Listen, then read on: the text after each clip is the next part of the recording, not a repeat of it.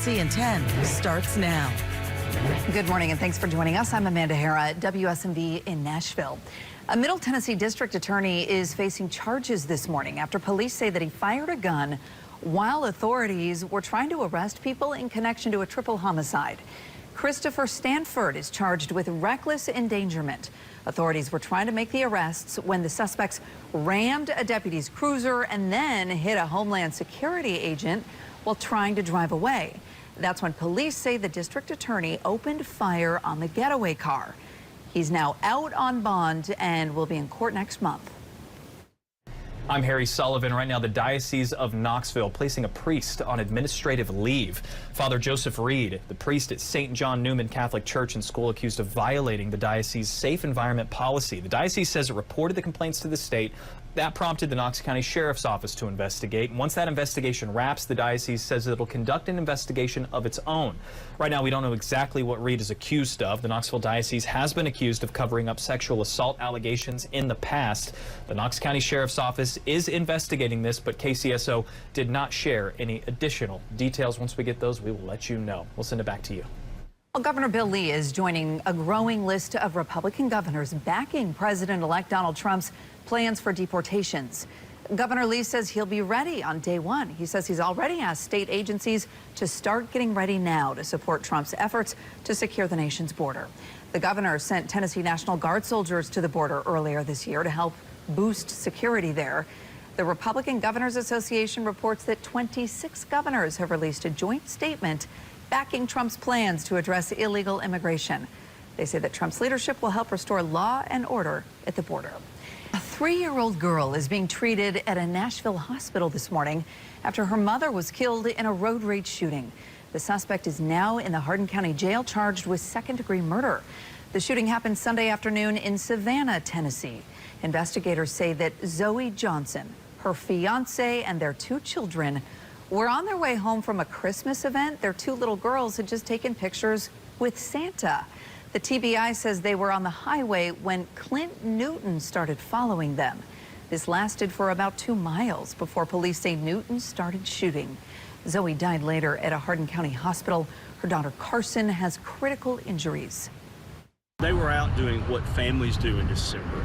They were spending time with Santa, family stuff, Christmas stuff. And moments later, a bullet shattered all of that. A GoFundMe is now set up to help that family.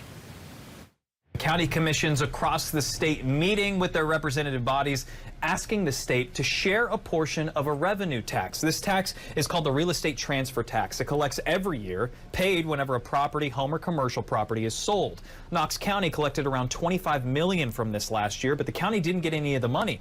The state brought in $250 million from this tax last year, and county leaders aren't asking for all of it, just half. Many say the money can be used for anything from schools to roads. County Commission in Knox County passed it last night. Commissioner Larson J. says it'll help keep up with growth. The more real estate that's sold, the more needs and demands around the county to build that infrastructure to support those businesses and homes. So it's a way for us to make sure that we have the infrastructure and the resources to pay for that infrastructure. Of course, they have to ask the state this. That's what they passed. Cumberland County also passed a resolution on this. State data shows the county brought in $2 million from the tax. We'll send it back to you. Well, state lawmakers are targeting bad builders with a bill to ban them. The proposal focuses on Yates Construction, which had crews digging downtown Nashville when, look at that, the road collapsed. They were also behind a large crane that became a safety concern. Well, State Representative Afton Bain is proposing a bill to allow cities to fine contractors for violating regulations and putting people's safety at risk. First Alert meteorologist Stefano DiPietro is here with a look at the ever-changing forecast. And there's always so much going on throughout Tennessee. We actually have a First Alert weather day coming our way. That's for tonight and into tomorrow morning. As thunderstorms come rumbling through right around that morning commute, could really cause some problems as you're headed out the door. Heavier rainfall be one of the main focuses. We could also have a gusty wind with any storm.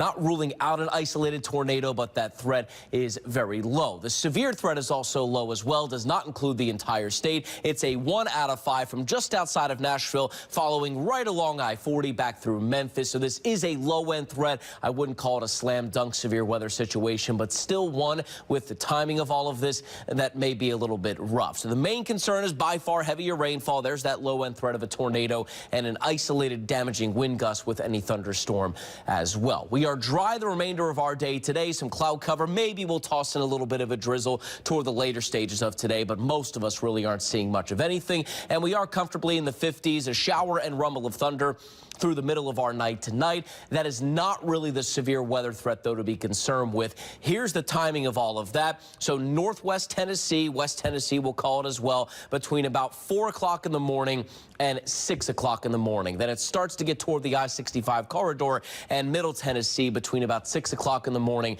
and 9 o'clock in the morning. So that would be right around the heart of that morning commute. These storms are weakening as they move to the east, but I still think the downpour threat is going to be there through the afternoon. So very easily we could still see some ponding on roadways. So even if you're not necessarily in the severe weather threat, you could still see some impacts through the day tomorrow. Then most of that will end up getting out of here by the late part of the afternoon and into the evening. On the backside of that, cooler air for the upcoming weekend. All right, Stefano, thanks for joining us for Tennessee in 10. We'll see you back here tomorrow morning with a look at the big stories from across the state. Have a great day. This is Tennessee in 10, streaming your news and weather across the state in about 10 minutes.